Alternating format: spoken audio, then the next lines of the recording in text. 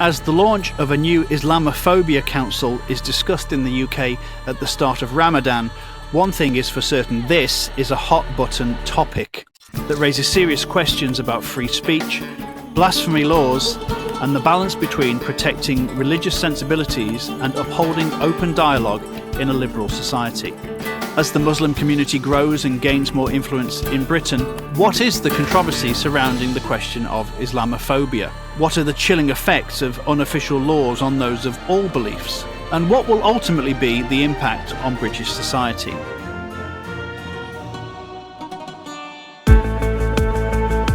Welcome to Premier Unbelievable, the show that gets Christians and non-Christians talking about the topics that matter to all of us. I am your host for today, Andy Kind, and if you are a regular viewer or listener, you will know that we sometimes have topics that are easy and have a lightness of touch that you might listen to whilst you're having a picnic by a river. Today's topic is not one of those necessarily, but we like to deal with the darkness and the light and to handle those imposters just the same, to misquote a poem. Today we're talking about Islamophobia. Islamophobia defined, and I'm delighted that I'm not the person having to do most of the speaking today. I've been joined by two men, much better qualified to talk on the subject of Islamophobia. We will introduce them. First of all, we have a friend of the show, Mr. Andy Bannister from SOLAS. Andy, you are a multi-talented individual, but your main background is in Quranic studies. Is that correct?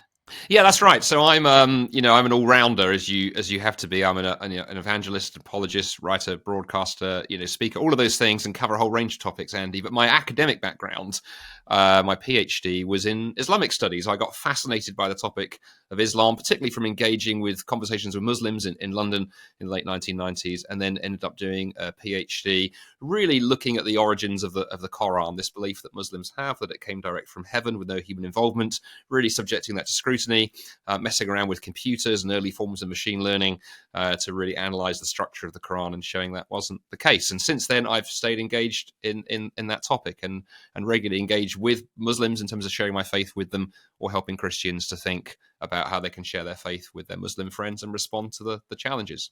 Yeah, thank you. So two Andys on the show today, and we've been joined by Tim Dieppe as well from Christian Concern.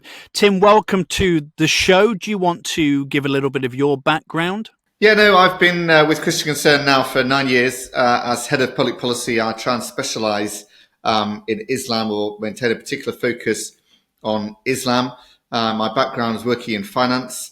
I worked as a fund manager, managing global funds on the stock markets of the world, and sort of became interested in Islam, particularly post 9/11, and then through an interest as well, trying to follow up on Islamic finance and stuff, which I'm very happy to talk about. Joined Christian Concern and now work there as head of public policy. Fantastic. Thank you to both of you. Well, let's get straight into it then. Press reports say there could be a new Islamophobia council set up on the first day of Ramadan. No confirmation as we record this, but whether they do or not, this is a hot topic because it touches on free speech, on blasphemy laws, on hate speech, and much more besides. As the Muslim community grows in Britain and starts to have more influence, how can some of its beliefs be reconciled with liberal Western values which allow criticism of religion? How can that balance be found? Tim, let's start with you. We'll start to look as we dive into the show later on about what the Quran says about blasphemy. But can we talk first of all about the APPG? Could you explain what that is and what the proposals are at the moment? Yes, so back in 2018, the APPG for British Muslims, which stands, by the way, All-Party Parliamentary Group, that's what APPG stands for. It just means a collection of MPs from, or members of the House of Lords indeed, from various different parties. And there are APPGs in all sorts of things like photography, rock climbing, any particular hobby, all different countries of the world. So anyway, it's just kind of a group of parliamentarians. And they came out with a report, this APPG on British Muslims, in 2018 called Islamophobia Defined. And this is the definition, I'll just read it, that they proposed. It says Islamophobia is rooted in racism and is a type of racism that targets expressions of Muslimness or perceived Muslimness. And I think straight away you can see so many problems with that definition, like Islam is not a race. And so how can you say Islamophobia is a type of racism? And then you have Muslimness. Well, what does that mean? And that's very vague and could mean all sorts of things. And then in case that wasn't vague enough, you have perceived Muslimness at the end there. So whatever anybody perceives to be Islamophobic as against somebody's Muslimness is by definition, on this APPG definition, Islamophobic itself. And the APPG report says many times that it wants it to be a legally binding definition. Initially, this was widely adopted across UK society. So most concerningly by political parties.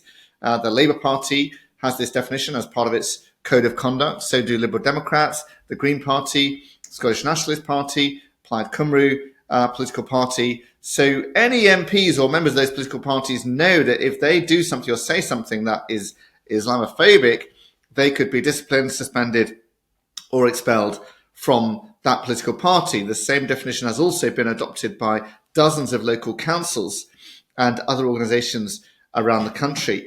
And I'm very concerned about this because I think this definition clearly inhibits free speech when it comes to Islam, and has been used to silence legitimate criticism of Islam. That's the problem as I see it, Andy. Sure, thank you very much. And can you just, we'll stick with you, Tim, for a little bit. Can you just expand a little bit on the idea that Islam is not itself a race? Because obviously here at Unbelievable, we would want to be against all forms of racism, but there is a distinction to be made, isn't there, between Muslim people and the religion of Islam? Yes, well, Muslims themselves don't define Islam as a type of race, as a race. It's never seen itself as a type of race. It's a proselytizing religion. There are Muslims from all sorts of ethnicities across the world.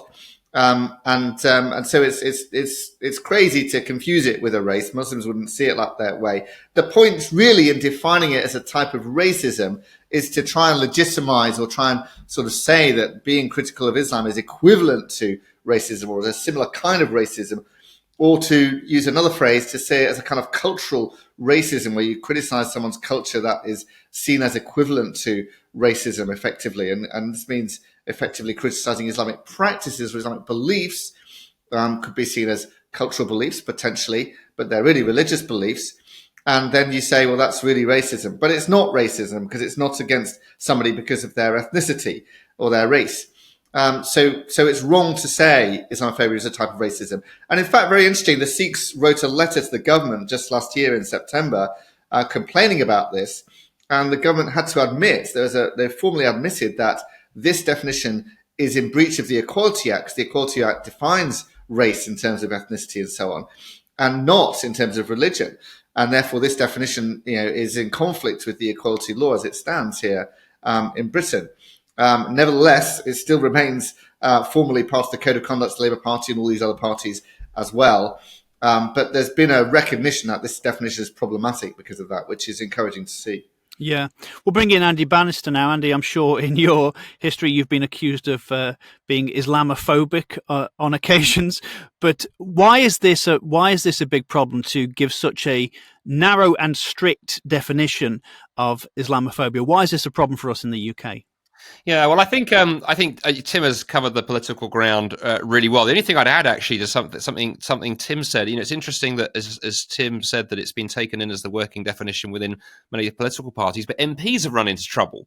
So, look at the so-called grooming gang scandal up particularly in the north, where there were, lots of predominantly Pakistani men involved in sexually predating on young teenage girls, and that's been in the news a lot recently. But when that first kicked off, you had Sarah Champion, who was the Labour MP for Rotherham, got censured by her own party for trying to raise those issues, was literally tried to shut down what then became an investigation into a horrific series of crimes. So I think we've already got, in recent history, what happens when this goes wrong.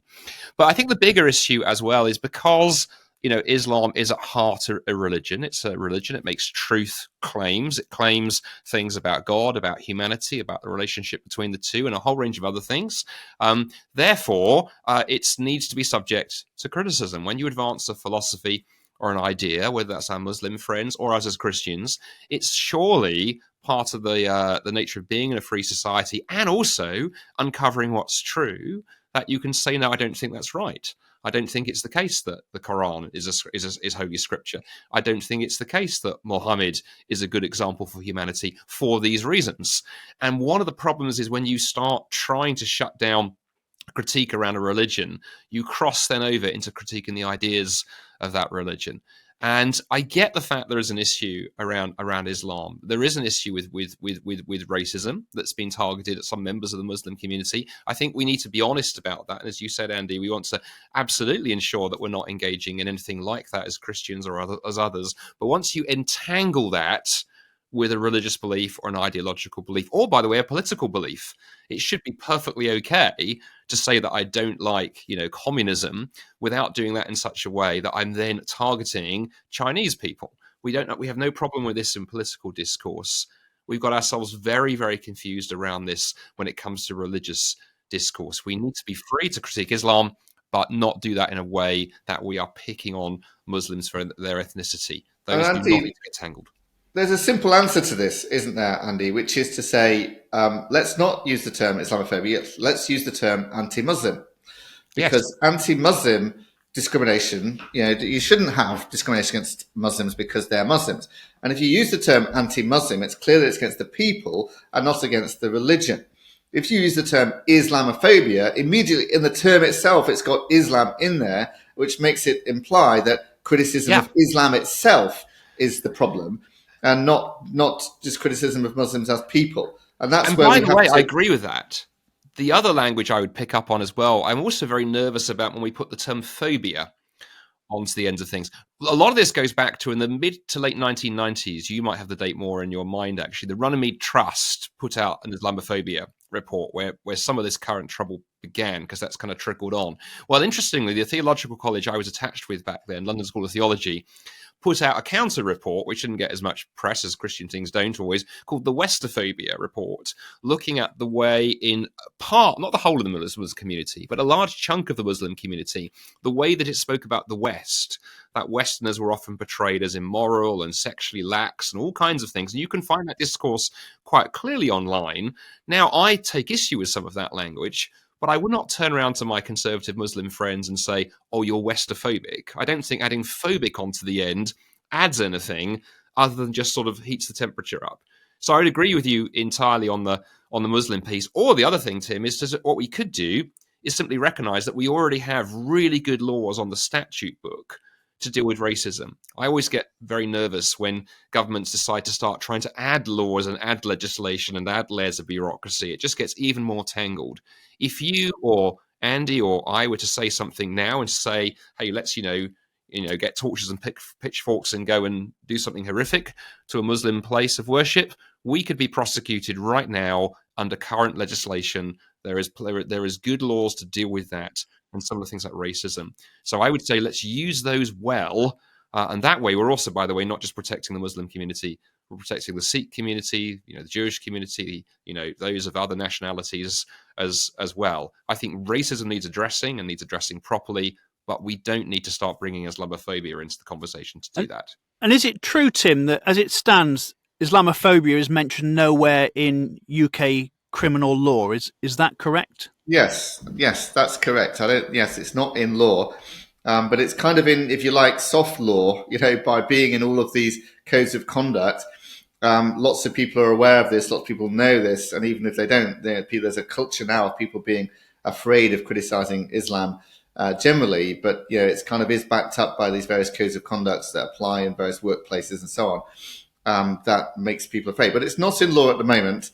And so, it's not, there's no criminal offence of being Islamophobic, but you wouldn't believe that if you asked the police, who, we defend street preachers quite regularly in legal cases at Christian Concern and the Christian Legal Centre.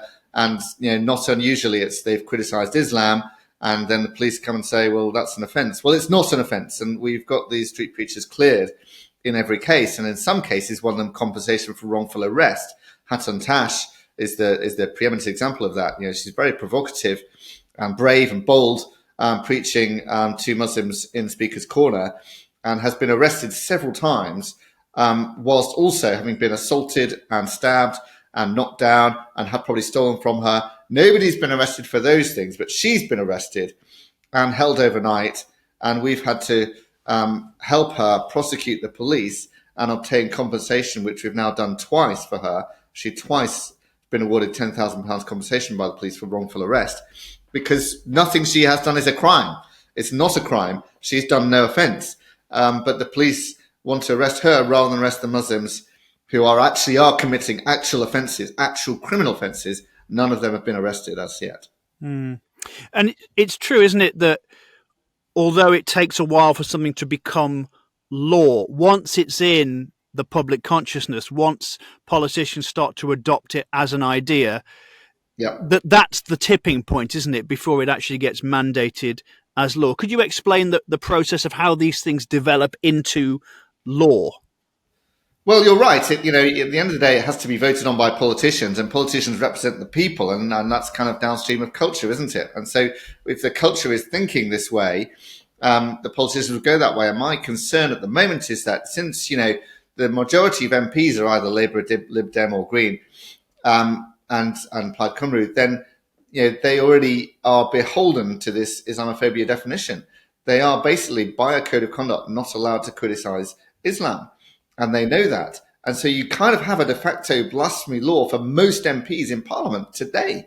And that's an extraordinary position to be in, but that's kind of where we are. And which Labour MPs are going to criticise this definition? I mean, some of them have done so, I'm pleased to say, including the first Muslim MP has criticised this definition. But it's a very odd position to be in, where they're in a political party where the code of conduct says you mustn't disobey this definition, and then how can you then, as a member of the party, criticise that definition? And they could potentially run into problems there. Andy Bannister, bring you back in. Where have these cultural shibboleths come from? How have we got to this point? What's the driving force? There seems, just from what we've been talking about so far, to be this underlying and yet overriding spirit of fear. So where is this come from? Well, just to pick up very quickly on something Tim said, and then I'll answer that question, Andy. I think that point about Hatun Tash is really an important one for listeners just to push into, because I think one of the types of people this approach is going to shut down and cause real problems for are former Muslims. So there is a common trend that former Muslims like Hatun Tash, Ayan Hirsi Ali, would be another, with her book Infidel, which resulted in her receiving death threats. So when people leave Islam, they often become quite fierce critics of Islam because they've seen something that's caused them to leave. And I think one of the strange, chilling side effects of Islamophobia language is that you actually, ironically, it's former Muslims you end up shutting down, or, by the way, moderate Muslims, some of the groups who are on the sidelines, like the Ahmadis and the Sufis, who often get suppressed. Back to your question, though, this is part of a broader trend in society, isn't it? Because I think the whole growth of things like speech codes, trying to limit what people can or can't say. We haven't just seen this with Islam. I think we've seen it sometimes around LGBT issues, even broader, so-called sort of just scientific issues. If you stand up and express the wrong perceived view on, say, climate change, there's a tendency now to try and shut down the speech rather than address the issue. So this has been going on in the West for a while. I think a couple of things have led behind it. Social media, often the whipping boy for so many things, has not helped because it's tribalized people. And so people are now divided into camps and they shout at one and each other. You type in capitals on X rather than, actually engage the idea. Then I think we've also had this general eroding of civic society where there's also this fear now from some of our political lords and masters, I think, Andy, that if we don't shut the discourse down, people are going to rebel and revolt and bad things will happen. And so rather than, again, try and reverse that and encourage a climate where people sit and talk to one another, the attempt has been, well, we sanction speech and we control speech. My concerns with that are twofold. Some we've talked about already. on this show and the issues around them. But the other is, I think, actually what you do is you make issues worse. And we saw that, of course, last summer with what happened in Southport. When you squash down discourse, it bursts out in strange ways. You remove the natural ways that people can talk around these things, rather than saying, okay, let's get together the different views in this and talk publicly about this and air this. Somebody once said, the best solution to bad speech is good speech, not to restrict speech unless you're literally inciting violence. So that's what's driven it, I think. Because otherwise we end up with a series of sort of sociological, ideological speakeasies, don't we, where we're sort of reacting to the prohibition of speech. And Tim, it's not just, we've got 3 Christian people here on the podcast, but it's not just Christians objecting to this, is it? This is not simply some kind of biased religious manifesto. No, it really isn't. I mean, I wrote a report for the Free Speech Union, which is a secular organisation, last year on Islamophobia, and they titled it "Banning Blasphemy by the Back Door." They got Richard Dawkins to write the foreword to that report. I think they wanted to sort of discount the idea that it was too Christian, so get Richard Dawkins to the most well-known non-Christian in the country, perhaps, to sort of write this report. But also, I was involved in an open letter to the government back in 2019 when this came up for debate in Parliament, and it was signed by Christians, Jews, atheists, Hindus, Sikhs, and of course also some moderate Muslims, and lots of people from wide different groups. And Premier, I remember, did a headline about gosh, Christian Concern agrees with the National Secular Society. That doesn't often happen, and it did happen in this case. And I think that letter and the sort of unity between those two groups and lots of other groups as well really caused the government to sit up and at that point decide, no, we're not going to adopt this definition. Here we are under a new government, and we'll see where we are. But yes, these concerns are widely shared across people from all different faiths and worldviews. Yeah, Andy Bannister, just before we go to our first break, anything from you on your experiences of other people objecting to this? Yes, I mean, I would lean in particularly to what Tim said there and lean into the Muslims who've pushed back on this, because, whether it's moderate Muslims like Marjad Nawaz, who is one of the founders of Quilliam, which is a moderate Muslim kind of think tank, they've done some really good work on this. Within that discussion within Parliament, within the all-parliamentary group, you had voices like Muhammad Siddiqui, who is a Muslim who critiques this. And then I also think, going back through recent history, it's often Muslims who are on the sharp end of this. My own academic area of critical study of the Qur'an. Back in the 1990s, we had the famous incident of Nazra Abu Zaid, who was an Egyptian Muslim scholar, who, because he raised some very gentle, questions about the Qur'an, ended up being accused of blasphemy. His Islamic marriage was annulled, and he had to flee Egypt. So I want to stress it is often actually moderate Muslims who want to question the narrative, who are on the receiving end of that. And that open letter that Tim described was phenomenal. This is not a Christian versus Muslim or secular versus Muslim issue. I think this is actually an attempt by a particularly narrow subset of the broad Muslim community to shut dialogue down. Most Muslims I engage with on campuses and in academia are firmly against this because they see it for what it is. Well, thank you very much, both of you, for a very enlightening and eye-opening first section. We're going to take a quick break there. We're talking about Islamophobia defined. I've been joined by Andy Bannister of Solas and Tim Dieppe of Christian Concern. In the second section of the show, we're going to dive into what the Qur'an says about blasphemy. We're going to look more about the fear that seems to be creeping into our culture. So Islamophobia mentioned nowhere in UK law, but as Tim was saying, it's almost a de facto law that you cannot say anything which could be perceived as anti-Muslim or Islamophobic, or anything that even seems to address a sense of Muslimness. So lots more to talk about here on Premier Unbelievable. You can contact us, of course, if you want to. Unbelievable@premier.org.uk. If you're watching on YouTube, please like and subscribe. And same if you're listening on Apple Podcasts, give us a little bit of a subscription there. We'll be back after this short break. Do Muslims and Christians pray to the same God? What do we mean by the word God? I think that's the question that you have to get to. We believe in that which was revealed to us and revealed to you, and our God and your God is one and the same. Our differences really is on what we understand that God to be. What the Qur'an does is it will take a prophet and it squeezes them into the same structure. But where the problem really happens is, of course, Jesus, because the Qur'an then tries to squeeze Jesus into that framework, and he breaks. We don't believe that he was crucified and he did not die on the cross. The crucifixion of Jesus is just about the most certain fact of first century history we actually have. In the New Testament, Paul himself at one point writes, I say this and not God. But if the whole Bible is the word of God, and the word of God contains a part that says, this is from me and not God, that produces a very fundamental theological contradiction. It was really only when the Islamic conquests began and Islam expands out of Arabia, Muslim scholars then began really getting their hands on the scriptures, on the Bible, and engaging with Christians and Jews, and discovered to their horror it was not the same message.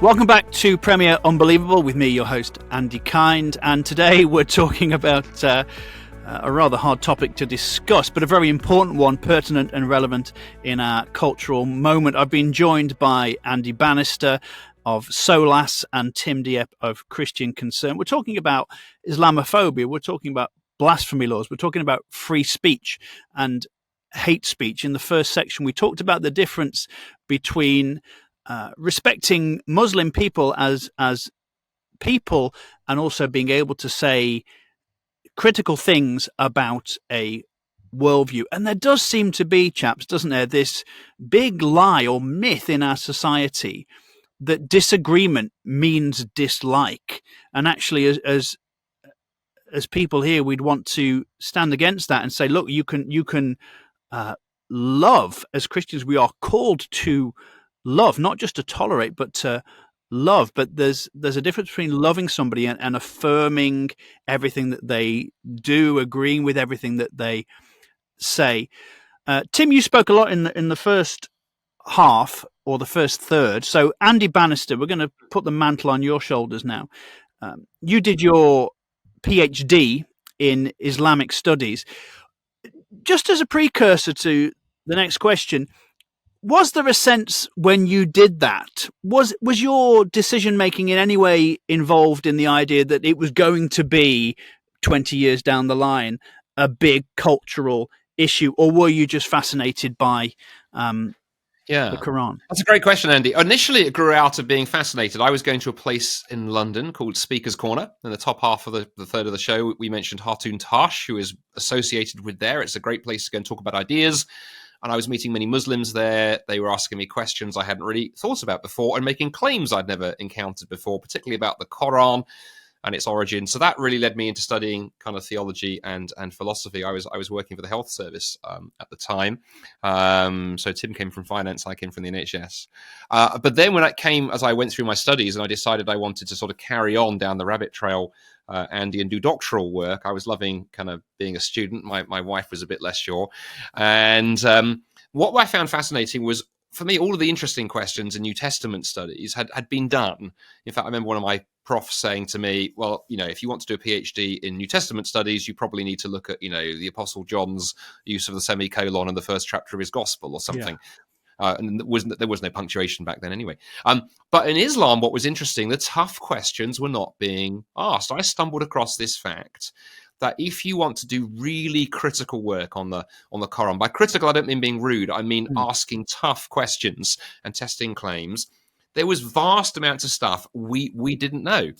In fact, a guy called Fred Donner, who was then professor of Islamic studies at University of Chicago, wrote a famous essay around the time on all the things we don't know about the Quran. And he just lists numerous things because the critical work hadn't been done, because Islam tends to shut down criticism. We mentioned earlier, just before the last third close, I mentioned Nasir Abu Zaid, Egyptian scholar, who did some very gentle questioning about the Quran and some of the assumptions about it in the mid-1990s, and almost lost his life for that. So that's what led me into going, okay, let's do this. And then what I discovered, and it's got worse since then, Andy, is if you want to go to a mainstream university in the UK and do PhD level research on critical stuff on the Quran, questioning its origins and the sort of, standard narrative, it is really, really hard. Most university departments will happily let you do a PhD on sociology. You can look at experiences of, British Muslims in the 1960s or something. Open arms will welcome you if you want to go to, say, SOAS in London and do that. But if you were to say those same institutions, I want to do critical questions, you get a polite, maybe not so sure, which is why I ended up doing my PhD through, in the end, through a Christian theological college validated by a secular university. So I ran into that issue back then, that Muslims were shying away from the big questions. Yeah, and that's cranked up and up and up and become more... Got worse, I think, actually. Yeah, very much so. So we'll stay with you, Andy. What does the Quran say about blasphemy? That's the question to begin. And just by the way, as a way of introduction, we need to remember the way that Islam functions is you start with the Quran and then you move through Islamic history. Then you have the Hadith, which the traditions about what Muhammad said that are informed by the Quran. You have Islamic law that's built on those, and then you have Islamic law and jurisprudence today. And so we get to the stage, for example, where every Muslim majority country today has laws against apostasy on the statute book. In some minority of cases they're not carried out, but in other cases they are. So that's the trajectory. But starting back in the Quran, although the Quran only uses the word that we would translate as perhaps blasphemy kind of once, there are several key verses in the Quran that are very strong in terms of pushing back against people who attack, who criticize, or who insult. Interestingly, the two that go together are Allah, God, and the Messenger, which is Muhammad. So perhaps the strongest, perhaps one of the harshest ones is in the 5th chapter of the Quran, kind of verse 33. There's this sort of curses invoked on those who wage war against, who attack Muhammad and Allah. But what's interesting is the punishment there that says that those who do that, who spread corruption, will have a huge chastisement or punishment in the age to come. So that's hell. But actually, in this life, the punishment mandated there is they shall be killed, crucified, or their hands and their feet cut off on alternative sides. So pretty harsh punishment there. Now, some more moderate Muslims would say, well, it's not precisely linked to what we might understand as blasphemy, but certainly that verse has cast a long shadow down Islamic history, and there are other verses like it. So yeah, the Quran is pretty clear that if you are rude, if you insult, if you attack Muhammad or Allah, then there are curses upon you. And so the big debate in Islamic history has been: are those in the age to come or in the here and now? And you follow that trend down through Islamic history, and Islam increasingly took the here and now temporal punishment based upon those Quranic curses. And can I sort of add to that? I did a debate on the radio a couple of years ago about free speech in this kind of way, and I like to compare Jesus to Muhammad. So, and I said on this radio interview, that Jesus was beaten, crucified, nailed to a cross, whipped, all that kind of stuff, and he said, "Father, forgive them." And Muhammad, when he was insulted, said, "Who will kill this person?" And I had an Islamic imam on the other end of the radio debate, Ajmal Majroor, and he said, "Where does it say that? It never says that. I'll renounce my faith if Muhammad ever said that anywhere." And of course, he was probably lying, because I was able to find, and that you can read my book, The Challenge of Islam, and I've put the examples in there. There are many hadiths, as well as the Quran verses that Andy has cited there, where somebody insults Muhammad and is killed, or Muhammad says who will kill them, and that kind of thing. Ajmal should renounce his faith. He should have renounced his faith then. He obviously prefers Christian ethics to Islamic ethics. But there's the difference. Jesus versus Muhammad. Jesus, Father, forgive them, when he's going through all of that incredible torture and insult, and Muhammad, who will kill this person who insults me. There's your difference right there. Yes. Well, I'm glad you mentioned that, Tim, because someone pointed out that in one sense, the worst blasphemy that could ever be done in Christianity happened back around AD 33, when the Roman and religious forces together conspired to execute and kill the very Son of God, and not just kill neatly, but using the most horrific form of execution that was reserved for the absolute scum of the earth. So in one sense, Christianity begins with that great act of blasphemy. And Islam, by the way, I'm glad you mentioned the Hadith, because I obviously alluded to that. As you're right, so that's where the Quran begins. What does happen in the Quran that's often missed in this? There's a turn that happens if you put the Quran verses on almost anything in chronological order. You see development over time. And one of the great moments that happens in the Quran is early on in Muhammad's career, early in the early verses in the Quran. Muhammad is going around saying, if you don't believe in the revelations of Allah through me, then, God's judgment will come. And then what seems to happen is the pagans, back in Arabia in the 7th century, basically say, well, come on, bring it on. We don't believe you. And where is this great judgment that you've talked about? And in the second half of Muhammad's career, the message now becomes, well, Muhammad himself is the judgment. And that's when jihad begins. So if you want to see that tracked really well, there's a wonderful Australian scholar of Islam called Mark Dury, and Mark's book on the genesis of the Quran, tracks that theme through. Well, so there's a pattern already in the Quran of, punishments in the hereafter become punishments here and now through Muhammad when he gets into power. And as you alluded to, Tim, that's what happens. So if you look in the Hadith and those traditions, we see a number of things, particularly poets who criticize Islam. There is Muhammad. Muhammad had a thing about poets who criticized him, because a whole number of them ended up getting killed. And then there is numerous occasions where, things would happen. People would get killed because they insulted Muhammad, and Muhammad would do nothing about it or give his blessings, and so on. There's a very famous one in an early Islamic history where the story is told in the collection of Sunan Abi Duwad, an early hadith collector, that there was we're told that there was a blind guy who had a slave who was also his concubine, so a sex slave, to be blunt, and she criticized Muhammad. She said something that he disapproved of, so he stabbed her, we're told, ran his sword through her, and then comes to Muhammad and says what he'd done, assuming that there'd be some punishment for this. And Muhammad said, "There's no retaliation is needed, no blood payment is necessary, because in a sense you were taking vengeance for a crime."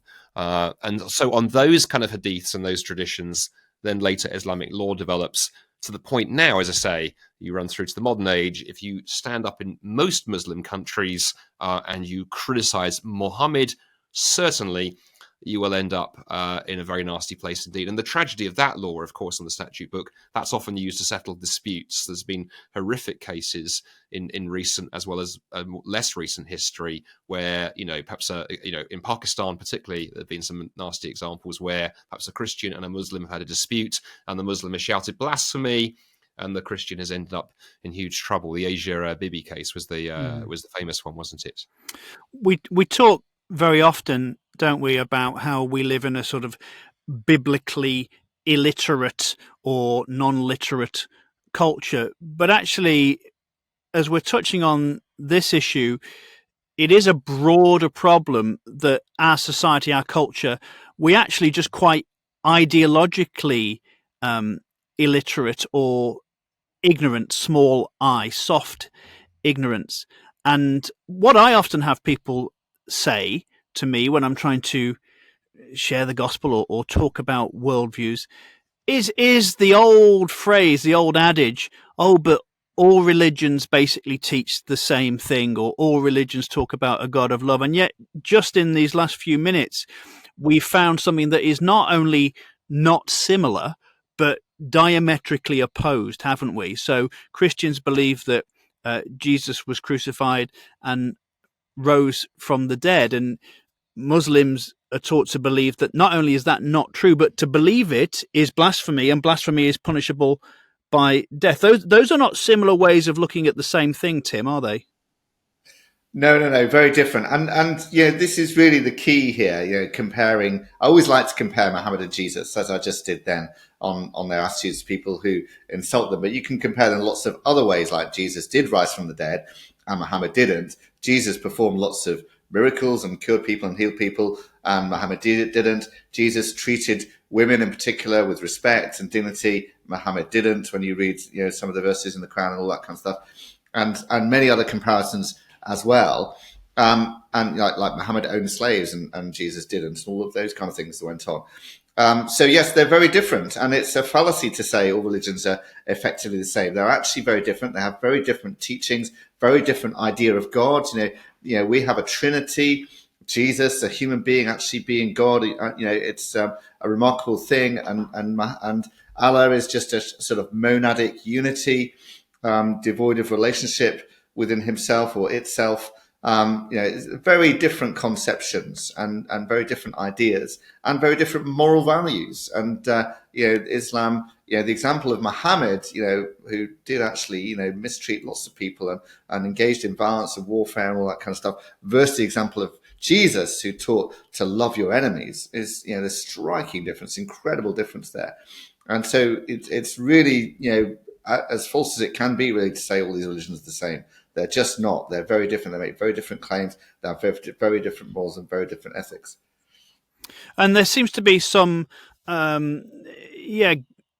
sort of dissonant thinking here, because actually in our Western society, with our Western modern values, we are all about human rights. We are all about acceptance and tolerance. But we'll stay with you, Tim. There just seems to be here, and we should also say that for balance, it may be that Islam is true and Christianity is false. That's not what we're trying to talk about here. But what we're simply saying is these are two very different ways of looking at justice. We're two different ways of looking at how we deal with people, and the whole sort of organization of human rights is completely at odds, it seems, to a layperson like me, with what some of these pressure groups are trying to instigate. Yes, it is. And human rights, of course, did arise out of a Christian worldview, let's say, and out of the idea that all people are created in God's image, and therefore,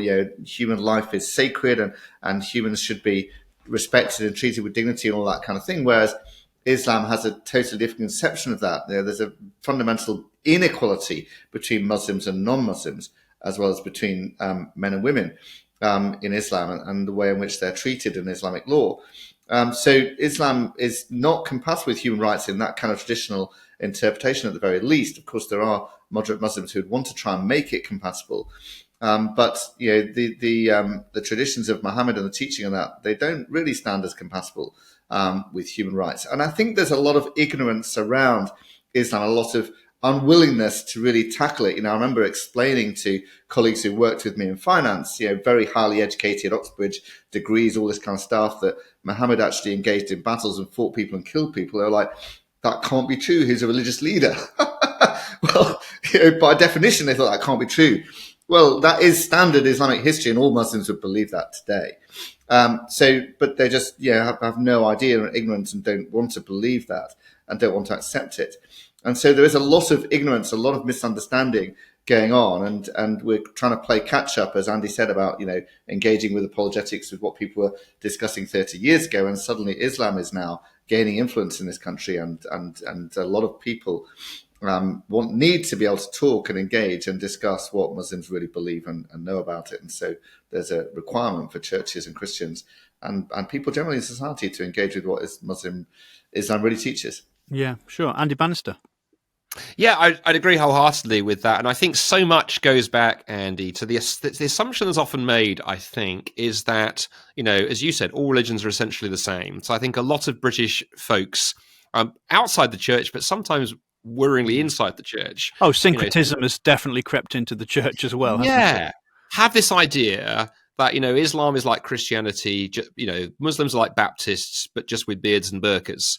And so this that assumption, I think, informs everything. And I wrote the book "Do Muslims and Christians Worship the Same God" a few years ago to dive into that one, because so many of the things that we assume about religions are actually profoundly different. So, one of the most common ones I hear is that we've touched on in this show, is that, all religions teach that God is love. Well, the Qur'an does not say God is love. That's not controversial. I'm not trying to be pejorative or make any kind of value statements. I'm purely talking linguistically. The Qur'an does not make that statement. You could go and look at someone like the Pakistani scholar Daud Rabat, who did an amazing, massive study on that very, very theme. Is probably the book on that subject, and he simply says that the Quran does not say that God loves all people, or God is love. It just isn't there. And then we come to this idea, I think, of Islamophobia, that the big idea in Islam, the control. Let's put it this way: the big idea in the Quran is power and will. Those are the controlling ideas around Allah. And so if that is the idea, and if it's all about God's power and God being supreme will and being the one who is supremely majestic, any time that you criticize that or question that, you are ultimately going to be squashed. The controlling narrative in the Qur'an is God is the master and we are the servants. The idea that we have in Britain, God sees us as his children. Well, that's a Christian idea. That's a biblical idea. It's not a Quranic idea. And the danger of this is that it confuses things. But also the other danger is we don't listen to people. We assume that Muslims believe something and we don't bother to ask. And actually then we ignore people and don't talk to people if we think they're just the same. So my plea always to Christians and to non-Christians is take a look at what Islam believes. If you've got Muslim friends and neighbours, ask them what they believe. I love doing dialogues with Muslims. Tim's done this too, because you see the differences, right? And that comes out when you recognise that.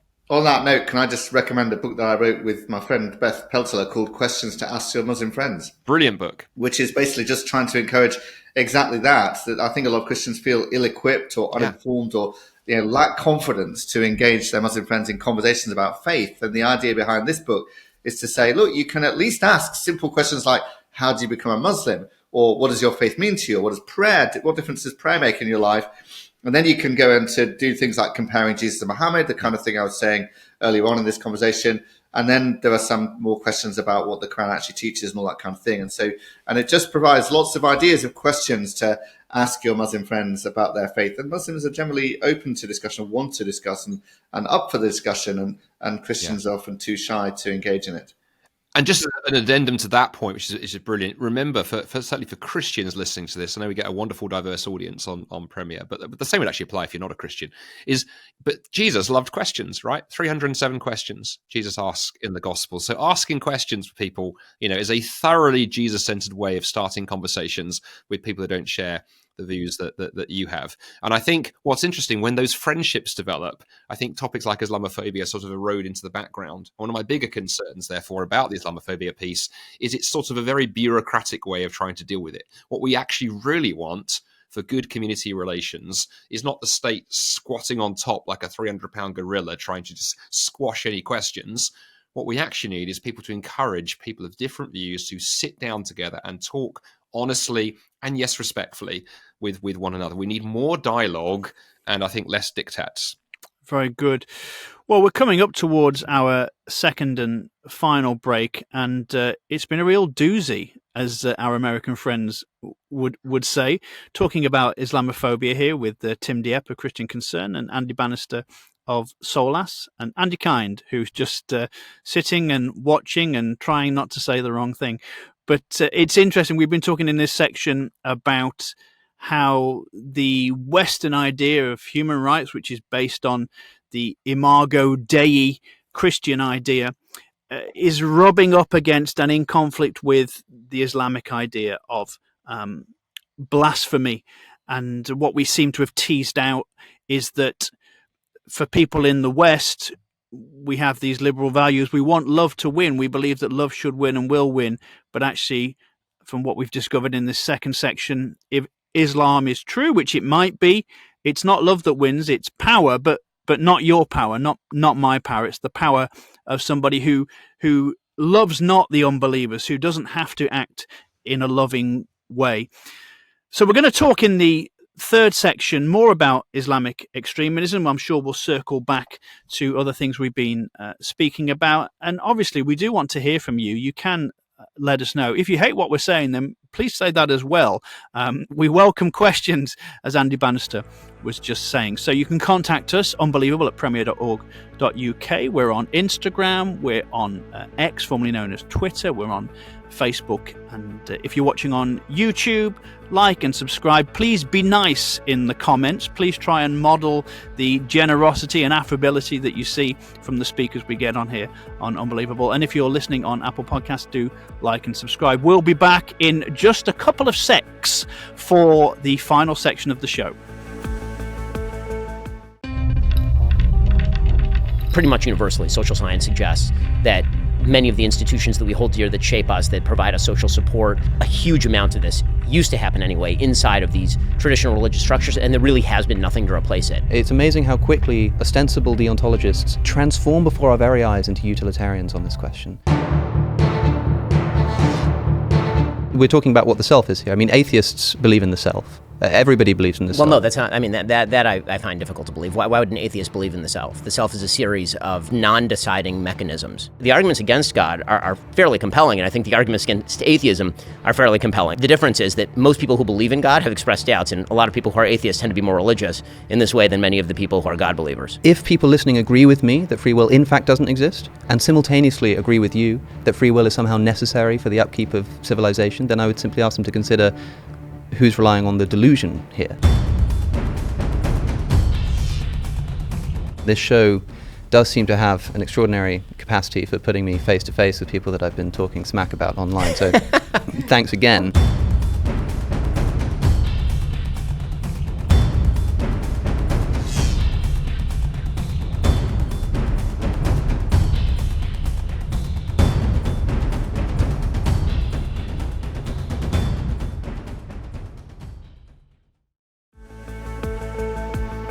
Welcome back to the third and final part of this unbelievable episode, Islamophobia Defined.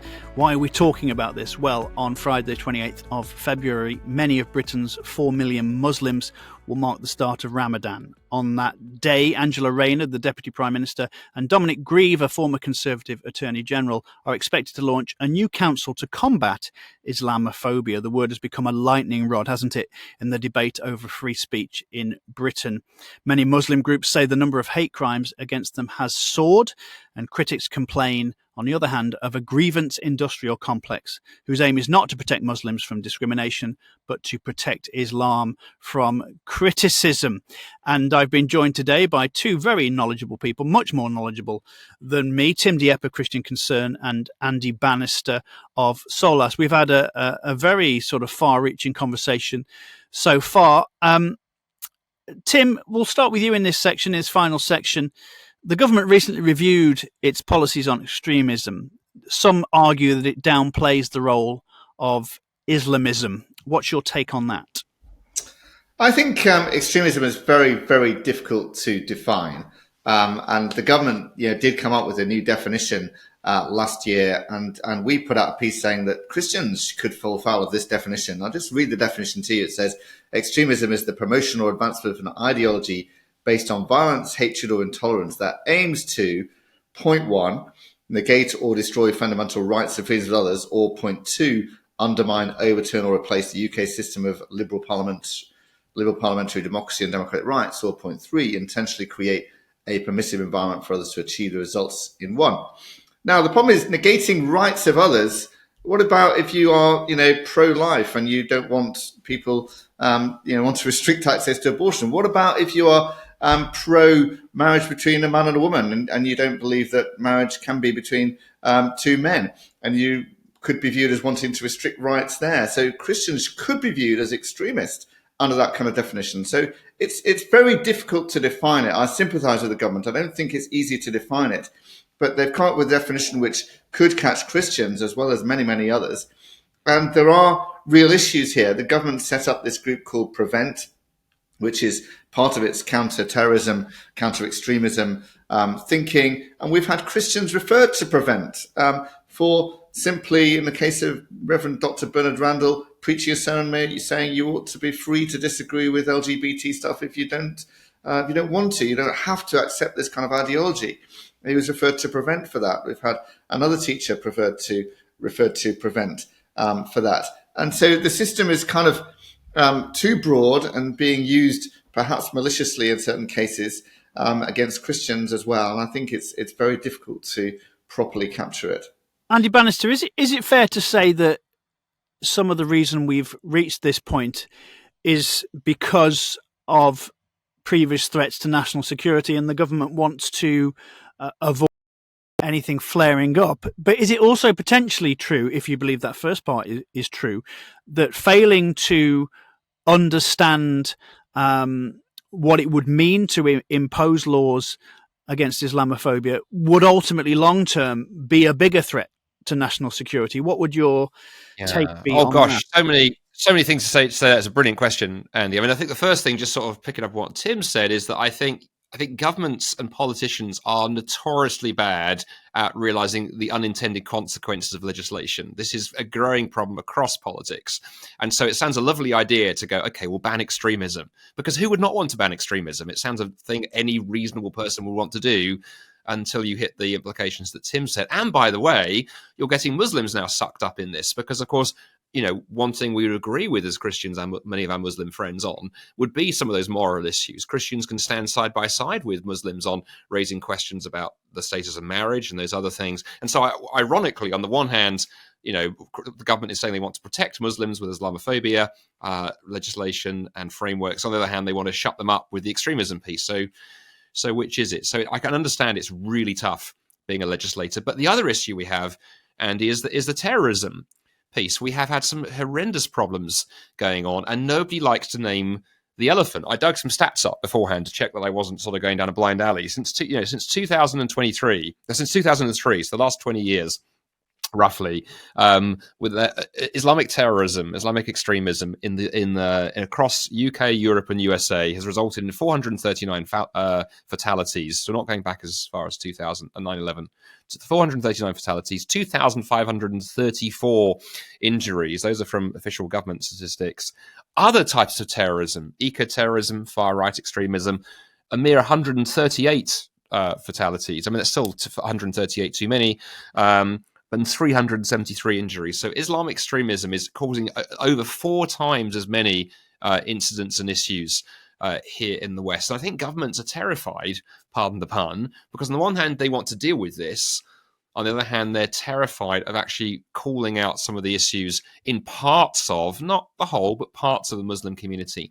And this is one of the big issues, I think, with Islamophobia and that kind of language. If you apply it woodenly, you end up not being able to deal with the real issue. We have got to be able to deal with fundamentalism and those kind of ideologies. Groups like the Muslim Brotherhood, Hizb ut-Tahrir, all the way through to ISIS and Al-Qaeda and the very nasty end of things. We have a lot of that politics here in parts of the UK, and we need to be able to address it and root it and uproot it and call it out. And I think, tying people's hands behind their back and saying you cannot say anything critical about Islam is going to make that very, very tough. But that's the fear. The fear is, how do we address this without painting everybody with the same brush? Yeah, because actually anti-Muslim hate and anti-Muslim crime is up, isn't it, Tim? And so that's not unfair to say that. That's not an unnecessarily pro-Muslim thing to say. So how do we balance? No, and just to say, I appreciate you describing it as anti-Muslim, because yes, that's what it is. It's against Muslims as Muslims because they're Muslim, and it's about the people and not the religion. So I much prefer to call it anti-Muslim crime or hatred, whatever, than Islamophobic, because it just makes that distinction very, very clear. And yes, the statistics indicate anti-Muslim crimes and incidents are on the increase, have been on the increase for a while, particularly post the whole Southport incident and all that went on, and all the issues about whether he was a Muslim or not, and all of that kind of thing that went on there. And yes, we should stand opposed to that and want to mitigate that, want to distort it. But we have the terminology for it already. There we are. We just used it. Anti-Muslim, right? So let's use that. And that's clear and that's sufficient. That works very well. And we don't need another special definition for Islamophobia, and that won't help if we do. Yeah. Yeah. Andy? All I was going to say, I do, and I think it's important people hear that I have, sympathy to MPs trying to wrestle with this, because of course the other issue that's a really thorny one is, when does hatred go from just being crass and unpleasant to actually requiring legislation? So a good example would be, we've had a couple of prosecutions of late for people setting fire to the Qur'an. There was a couple here in the UK. There's been one in I think it was in Sweden and Norway. Now, look, setting fire to the Quran is clearly rude. As a Christian, I would not consider it. If I heard of a Christian considering doing it, I would say, what on earth are you thinking? All you're going to do is cause gratuitous, unnecessary offence. It's not kind, and it's not nice, and it's not civil. Should it be illegal?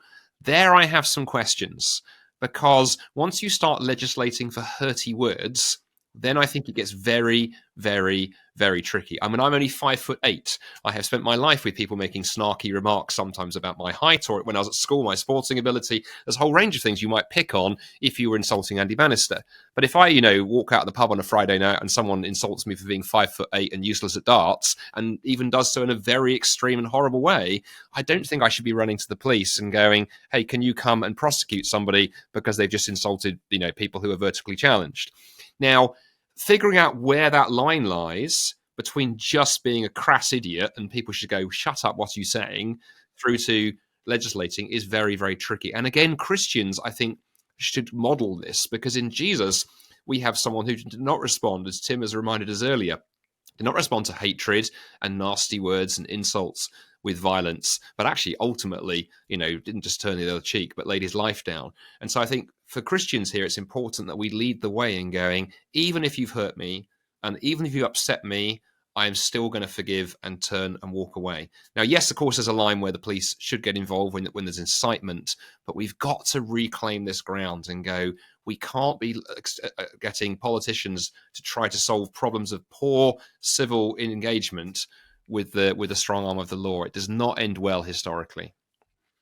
So let's just spend the final section of this show talking about how we can encourage Christians watching this to engage with their Muslim friends, Muslim neighbours, being aware probably that there are some bad things going on and there's a lot of tension, and not wanting to shy away from that, but also wanting to honour people as made in the image of God. So, Tim, could you start? How would you encourage Christians to talk to their Muslim friends and neighbours?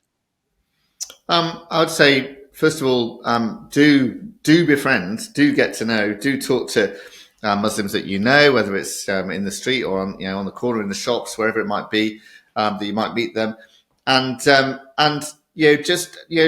make open that you're a Christian and tell them you're a Christian and be unashamed and unapologetic about that, and don't be afraid to ask questions about what does being a Muslim mean to you, and what do you actually believe, and why do you believe this? And if very often Muslims will say something like, "Oh, I respect Jesus too. I think Jesus was wonderful," and then you might want to share something more about Jesus, or say what he means to you, or say that you believe he rose from the dead. Do they believe that as well? And just gently get into conversations. There are lots of avenues, lots of ways, but really you just need to, as long as you know your own faith, your own testimony, why it matters to you. Ask the Muslims why it matters to them and what difference it makes to them, and just get in a conversation. And I just think you can go a long way with just befriending and getting into conversations with people. Yeah. And Andy Bannister, same question to you. Yes, I'd say sort of three things. I think similar to Tim, take the time. If you come across Muslims, they're often around you, and we're not good at noticing people. Maybe there are other mums at the school gate, or colleagues at the workplace, or someone who's your local barista in the local coffee shop who serves you every day. Start, so if you're a Christian, start praying that God would help you notice people around you, and take the time. And like Tim said, ask questions, listen, look for opportunities to pray. By the way, if you're talking to a Muslim friend and they say, "Oh, it's really stressful at the moment, my child's got an issue at school," it's a really powerful witness to say, "Hey, I'm a Christian. Would you mind if I pray for you?" I've never had Muslim friends refuse prayer, and there can be a witness in the way that you pray. Secondly, if you are a church leader or in church leadership listening to this, what about organising some training at your church? Solas, who I work for, other organisations can do that, and then you can get those in your congregation just more equipped and feeling more confident to talk to Muslim friends. And then thirdly, by the way, again, if you're a church leader or in church leadership listening to this, if your church has a mosque in the community, try and build a friendship with the leadership there. Reach out to the local imam, go for a coffee, and maybe even organize an event together. I have been involved in so many really effective dialogues over the years where we've had, a Christian speaker and a Muslim speaker have sat down together in a mixed audience and talked about the differences between what we believe. I do those quite regularly, and amazing things happen because actually people can then see that Muslims and Christians can dialogue together about our differences. We can do that respectfully and shake hands and have a curry at the end. But amazing things happen when Muslims have that opportunity to see Christ presented well. So yeah, friendship, prayer, a little bit of training and equipping, and maybe even, do something together in terms of outreach involving your local Muslim community. Because is it fair to say that although we may not want to go all in by saying Islam is a religion of peace, we would want to say that the vast majority of Muslims are peaceful and loving people? Yes. Is that fair, Andy? Yes, and I think that's a very good place to start, is thinking that the Muslim you meet is most likely to be pretty similar to you in terms of, wanting to raise their family and do well and build a home and raise their kids and all those kind of things. They are peaceful and they're moderate. The thing to remember, probably the most challenging thing I've said on this episode, is that they are moderate in spite of the Quran and Muhammad, not because of it. And what I find interesting when I meet more extremist Muslims, and I've dialogued with those folks too, whenever I meet a Muslim who is inclined to be at the more fundamentalist extreme end, I want to try and get them as far away from Muhammad as possible. I want to move them this way. If I meet a Christian who in their language or their behavior is behaving in a way that is hateful and unkind, it's the other way. I want to get them as close to Jesus as possible. But most Muslims you meet are not going to be of the extremist variety, which is why they're befriending, asking questions, as Tim talked about, offering to prayer, as I have. Fear of extremism often holds so many Christians back from making friendships. Don't let it hold you back. Not least, your Muslim friends are not like to be extremist, and even if they were, those guys need Jesus too. Just look at what God did with the life of the Apostle Paul in the New Testament, who was an extremist, terrorist, murderous thug, actually, and God turns his life around. So sometimes the harder they come, the harder they fall. Yeah, it's worth adding as well that there's a big cultural difference. As Christians, we're all taught to read the Bible and study it and ask questions and all that kind of thing. Muslims are not taught generally to read the Quran for themselves in their own language. And actually, it's seen as disrespectful to ask questions of your imam or of your religious authority, as seen as like, you don't respect them if you ask questions. So they're not encouraged to read the Quran in their own language. They're not encouraged to ask questions about their faith. But those that are Western educated have been taught through the school system to ask questions and things. And so they'll be open to that kind of thing. And then, if you have a discussion, most Muslims will not know what the Quran says. They won't know what the Quran teaches. They won't know what Muhammad did and so on. And actually pointing it out to them, a lot of Muslims are leaving the faith because they're seeing, gosh, I didn't know it really taught that. All I saw was my friendly Muslims down the mosque who love me and who respect me and all this kind of stuff. And now I'm seeing Muhammad actually wasn't like that. And what Muhammad taught wasn't like that. And it's obviously all available online for the first time in history. Muslims can just go and look it up easily, whereas before they wouldn't have been able to easily look it up, and they go see it. And actually, when you point out what Islam is really like in its treatment of women and non-Muslims and all of these kind of other things, that can be a very helpful thing. As well as just making the comparison, just to emphasize it, always compare Muhammad and Jesus. Always emphasize the differences between Muhammad and Jesus. Just, talk about Jesus in contrast to Muhammad. Why would you follow Muhammad when you can follow Jesus? That's the question. Why would you follow a dead person when you follow a live person? Why would you follow a person who didn't perform miracles when you follow somebody who did perform miracles? All of these things just keep hammering that home and how wonderful Jesus is. And that is the way to bring Christians to reconsider and think about following Jesus. Yeah. And where do we? Up on that point, sorry, go on. Very quickly, because it's so important. I think the other thing with what Tim said there is, if you're listening to this as a Christian and you're thinking, well, I can't talk to a Muslim, I don't know anything. Well, actually, talk about what you do know. Talk about Jesus and let him be the one you talk about, and then see what happens naturally. And then, just as a book recommendation, if you want to see what Tim described there lived out, to me, one of the best resources is the book Seeking Allah, Finding Jesus, which has been recommended on this show by many guests over the years, by Nabil Qureshi. Nabil was a very hardcore Pakistani Muslim who then came to Christ very dramatically over a 5-year period, and not least because of the reasons that Tim's described there, as Nabil actually read into the sources and with horror, particularly around Muhammad, discovered what was there, that it wasn't a man of peace there in the Hadith traditions. There was something quite different going on.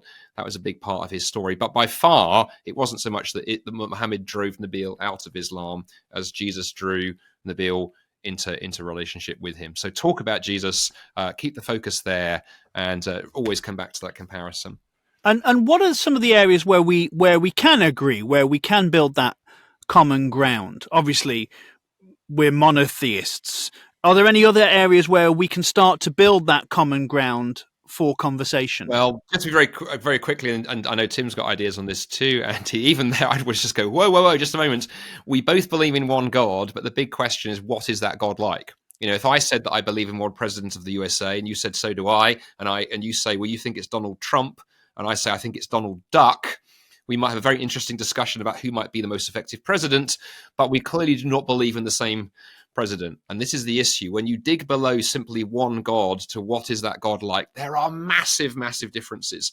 So what I would say is have your eyes and ears open when you talk to your Muslim friends. Don't assume because they use a word that you know, they mean the same thing. Ask them, hey, when you say God, what do you mean? But that aside, I think there are some really good social issues actually very often that we can collaborate on. Muslims share some of the same concerns that we would have about the over-sexualization of society. Muslims with kids are wrestling with the same issues that we as Christians are. How do you raise your kids in an immoral age where, where social media is causing chaos? Fighting those issues around community and family and tradition, those can be really great places. So find something sort of more perhaps theologically neutral, I would often say, where you can be together. And by the way, if you've got Muslims in your workplace, you're united by the fact you want your company to do well, or the school to do well, or the business to do well. Find those common ground to start the friendship on, and then start having the deeper faith-based conversations. I would look for the unity in the issues, perhaps more than theologically, because that way danger lies. And Tim, what about you?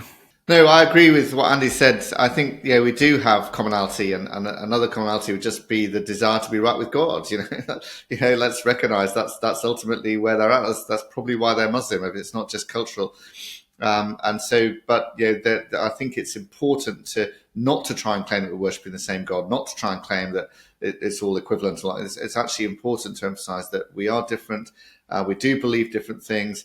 And, we do worship Jesus and they don't worship Jesus. We do believe Jesus rose from the dead, they don't. We do believe in a Trinitarian relational God, and emphasizing the relationship in Christianity, which Muslims do not have in Islam, is very important. And forgiveness for all our sins, because Jesus died for us on the cross, incredible redemption there. Muslims just don't have that, and assurance of salvation, again, that Christians can have and do have, and Muslims don't have. They're not sure that they're definitely saved. These are very, very, very important differences, and really important and powerful to point them out to Muslims when you get a chance in conversations, I think. Brilliant. Thank you both for your wisdom throughout this episode. Any final thoughts, any closing comments from you, Andy Bannister, as we wrap up? Yeah, I think in all of this, especially for Christians, but more widely, is as we've repeated on this episode, I think is to keep Jesus kind of front and center, because it's very, very easy when we engage with our Muslim friends or with others, around these issues, that we go too far down the political rabbit trail. And that's not unimportant to wrestle with those public policy questions. It's great that we have organizations like the one that Tim works for and others wrestling with this. But for the woman or the man in the street, when you meet a Muslim, as I say, at the school gate, at the university, at the workplace, of going, you don't just want to have some big argument about public policy. As Christians, we want to talk about Jesus. And then for those listening who don't share my Christian faith, I think it's Jesus who's the great differentiator. It's Jesus who is the one who died and rose from the grave. It's Jesus who puts us right with God. It's Jesus is the one who always brings it back to him and said, who do you say that I am? That's the big question that we all have to answer. So I would just encourage people to lean into those conversations, build friendships with those who are different to you, but let's keep it Jesus kind of centered. And again, for Christians, be praying for those who are trying to work public policy in this area. It's very easy to just constantly throw stones at MPs. It's like shooting fish in a barrel sometimes. But we are called to pray for our leaders. These are very difficult, challenging times. And although I think the Islamophobia rabbit trail is a rabbit trail, that doesn't mean we can't do better as a society on some of the issues around racism and justice and inclusion. That was Andy Bannister from Solas, and I've also been joined on Unbelievable today by Tim Dieppe of Christian Concern. I'm very grateful to both of you for your time and your wisdom, talking about a topic that's not easy to discuss, often because it doesn't get discussed enough. So thank you for being brave and sagacious. And viewer, listener, hope you've enjoyed it. Hope you've learned something from it. Do let us know what you feel you've learned. Do let us know what you would want to say about the question of Islamophobia defined. Be kind in the comments, and let us know what other shows you'd like us to come up with here at Premier Unbelievable. From myself, Andy Kine, the host, and the rest of the Unbelievable team, thanks for tuning in, and we will see you again very soon.